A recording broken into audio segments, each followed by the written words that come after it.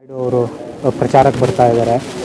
ಏನು ಹೇಳ್ತೀರಾ? ಯಾಕಂದರೆ ಚಂದ್ರಬಾಬು ನಾಯ್ಡು ಅವರನ್ನು ನಾಯ್ಡು ಮತ ಸೆಳೆಯೋ ಪ್ಲ್ಯಾನ್ ಏನಾದ್ರು ಇದೆಯಾ ಅವ್ರದ್ದು? ಏನು ಇವಾಗ ಅವರು ನಾಯ್ಡು ಸಮಾಜದವ್ರ ಬಗ್ಗೆ ತುಂಬ ಹೀನಾಯವಾಗಿ ಮಾತಾಡಿದ್ರು.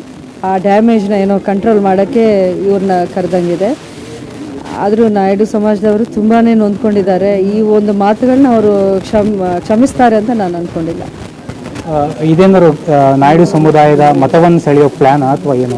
ಅಲ್ಲ, ಡ್ಯಾಮೇಜ್ ಆಯ್ತಲ್ಲ ಅವ್ರ ಮಾತುಗಳಿಂದ. ಆ ಮಾತುಗಳನ್ನ ಏನೋ ಕವರ್ ಮಾಡೋಕ್ಕೆ ಇವರು ಅವ್ರನ್ನ ಕರೆಸಿರೋದು. ಅದರಿಂದ ಏನೂ ಅದ್ರಿಗೆ ಎಫೆಕ್ಟ್ ಏನಾಗಲ್ಲ. ಮೇಡಮ್, ಇದರಿಂದ ನಿಮಗೆ ಏನಾದ್ರು ಎಫೆಕ್ಟ್ ಆಗುತ್ತಾ ಅಥವಾ ನಾಯ್ಡು ಸಮುದಾಯದವರು ಮತಗಳು ಅವ್ರ ಕಡೆ ಹೋಗೋ ಚಾನ್ಸಸ್ ಏನಾದ್ರು ಇದೆಯಾ? ಖಂಡಿತ ಇಲ್ಲ, ಖಂಡಿತ ಇಲ್ಲ. ಯಾಕಂದರೆ ಅವರು ಆ ಮಾತುಗಳನ್ನ ಕ್ಷಮಿಸೋ ಒಂದು ಪ್ರಶ್ನೆನೇ ಇಲ್ಲ.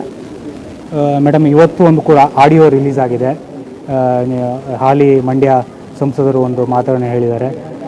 500 ರೂಪಾಯಿ ಒಬ್ಬರ ಪ್ರಚಾರಕ್ಕೆ ಕರ್ಕೊಬನ್ನಿ ಬೆಂಗಳೂರಿಂದ ಅನ್ನೋ ಮಾತುಗಳನ್ನು ಹೇಳ್ತಾ ಇದ್ದಾರೆ. ಇದ್ರ ಬಗ್ಗೆ ಏನು ಹೇಳ್ತಾರೆ? ನಿಜಕ್ಕೂ ಇಂಥ ಸಂಸದರು ಇದ್ದಾರೆ ಅನ್ನೋದು ನಾವು ನಿಜವಾಗ್ಲೂ ತುಂಬ ಒಂದು ಟ್ರ್ಯಾಜಿಡಿ ಅಂತ ನಾನು ಹೇಳೋಕ್ಕೆ ಇಷ್ಟಪಡ್ತೀನಿ. ಸಂಸದರಾಗಿದ್ದು ಅವರು ಈ ರೀತಿಯ ಕೆಲಸಗಳು ಮಾಡ್ತಿದ್ದಾರೆ ಅಂದರೆ ಈ ಪಾರ್ಟಿ ಯಾವ ಮಟ್ಟಕ್ಕೆ ಹೋಗ್ತಾ ಇದೆ ಈ ಎಲೆಕ್ಷನ್ ಗೆಲ್ಲೋಕ್ಕೆ ಅಂತ ನೀವೇ ನೋಡಿ. ಬರೀ ಹಣ, ದಬ್ಬಾಳಿಕೆ, ಅಧಿಕಾರ ದುರ್ಬಳಕೆ, ಈ 3 ಅಂಶ ಬಿಟ್ಟರೆ ಅವ್ರಿಗೆ ಇನ್ನೇನೂ ಇಲ್ಲ. ಮೇಡಮ್, ಈ ಕೊನೆ ಹಂತದವಾಗಿ ಅಂದರೆ ನಾಳೆ ಬಹಿರಂಗ ಪ್ರಚಾರ ಅಂತ್ಯ ಆಗುತ್ತೆ. ಬೂತ್ ಮಟ್ಟದಲ್ಲಿ ಯಾವ ರೀತಿ ತಯಾರಿಯನ್ನು ಮಾಡ್ಕೊಂಡಿದ್ದೀರಾ? ಯಾಕಂದರೆ ಒಂದು ಮಾತು ಕೇಳಿ ಬರ್ತಾ ಇದೆ, ಒಂದು ಮತಕ್ಕೆ 10,000 5,000 ಬೇಕು, ಹಣ ಬೇಕು, ಈ ಮಾತುಗಳೆಲ್ಲ ಕೇಳಿ ಬರ್ತಾರೆ. ನೀವು ಯಾವ ರೀತಿ ತಯಾರಿ ಮಾಡ್ಕೊಂಡಿದ್ದೀರಾ? ನೋಡಿ, ನನ್ನ ಹತ್ರ ಆ ಥರದ ಹಣ ಬಲ ಅಂತೂ ಇಲ್ಲ.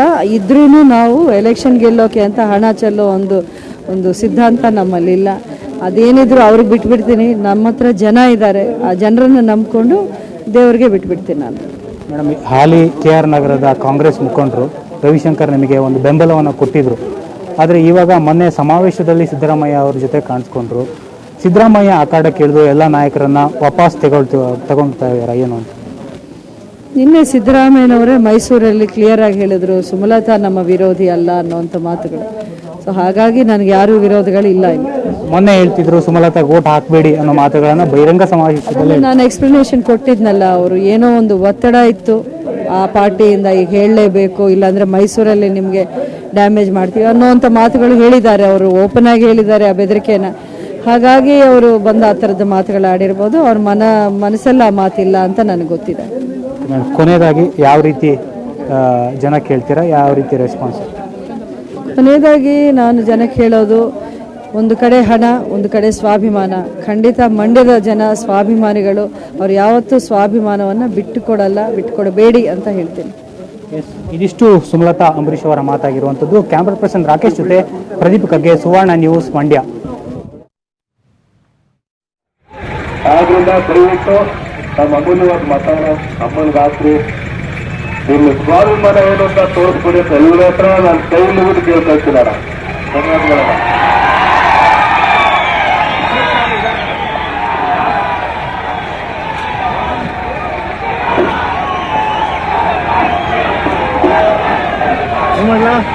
ಸರಿಯಪ್ಪ, ಯಾಕೆ ಹೇಳ್ತೀವಿ ಎಲ್ಲ.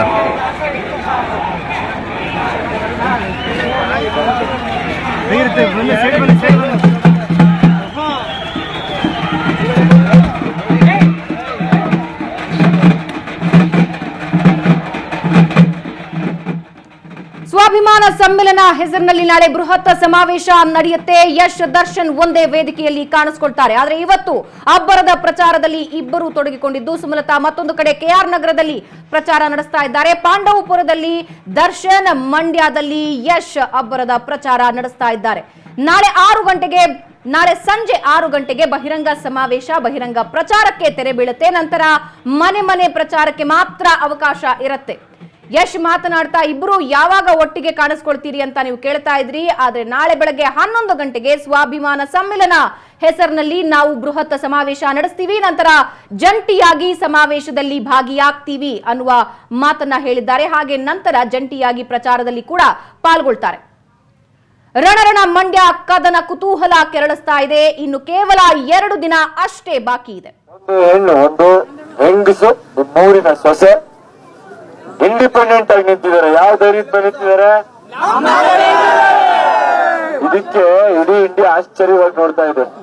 ಏನಪ್ಪಾ ಇದು, ಒಂದಿಡೀ ಸರ್ಕಾರ 8ಕ್ಕೆ 8 3 ಮಂತ್ರಿಗಳು, MP, MLC, ಮುಖ್ಯಮಂತ್ರಿಗಳು, ಇಷ್ಟೆಲ್ಲ ಇದ್ರು ಒಂದ್ ಹೆಣ್ಣಿಂಗ್ಸು ಮಂಡ್ಯದಲ್ಲಿ ಬರೀ ಇಂಡಿಪೆಂಡೆಂಟ್ ಆಗಿ ನಿಂತಿರೋದು ಅಂತ ನೋಡಿ. ಜನಗಳ ಭಾವನೆ ಹೆಂಗಿದೆ ಅಂದ್ರೆ, ಏನಪ್ಪ ಚಂದ್ರಬಾಬು ಸುಮ್ಮನೆ ಜೋಕ್ ಮಾಡ್ಬೇಡ.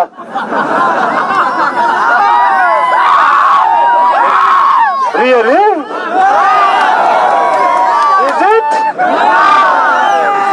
ಇದಕ್ಕಿಂತ ಜೋಕ್ ಇಲ್ಲ. ಹಂಗೇನಾದ್ರು ಅಂದ್ಬಿಟ್ರೆ ನಾನು ಏನು ಅಂತ ಹೇಳೋದು ನಿಮ್ಗಳಿಗೆ ಗೊತ್ತು, ಯೋಚನೆ ಮಾಡ್ತೀನಿ. ಸುಮಲತಾ ಅವರು ಅಂಬರೀಷ್ ಅಣ್ಣನ ಮದುವೆ ಆಗಿ ಅವರ ವಂಶ ಬೆಳೆಸಿ ಇಷ್ಟೆಲ್ಲಾ ಮಾಡಿದ್ಮೇಲೂ ಅವ್ರ ಗೌಡ್ರಲ್ಲ, ಈ ಕಡೆ ಮಂಡ್ಯ ಗೌಡ್ತಿ ಅಲ್ಲ ಅನ್ನೋ ಮಾತುಗಳನ್ನ ಕೇಳಿದೀರಾ. ಈಗ ನಿಜನಪ್ಪ ನೀನ್ ಹೇಳ್ತೇವೆ, ಜೋಕಿಕ್ ಮಾಡ್ಬೇಡ.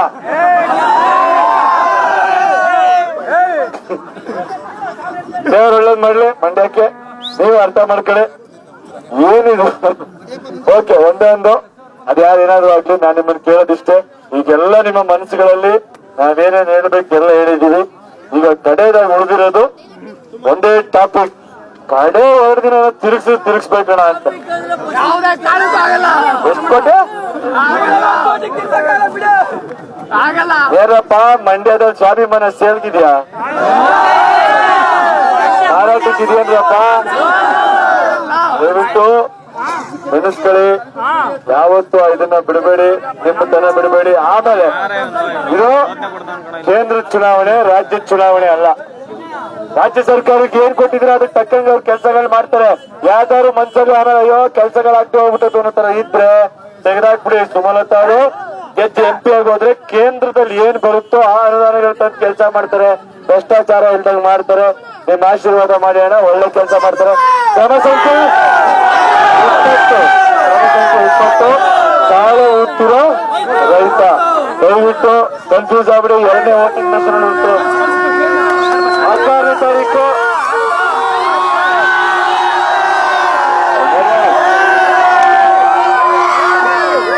ಒಂದು ಅವಕಾಶ ಮಾಡಿಕೊಡಿ. ಹೆಣ್ಣು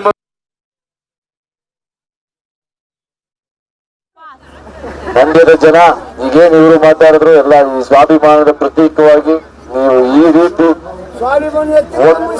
ಒಂದು ಅಲೆ ಎತ್ತಿದೆ.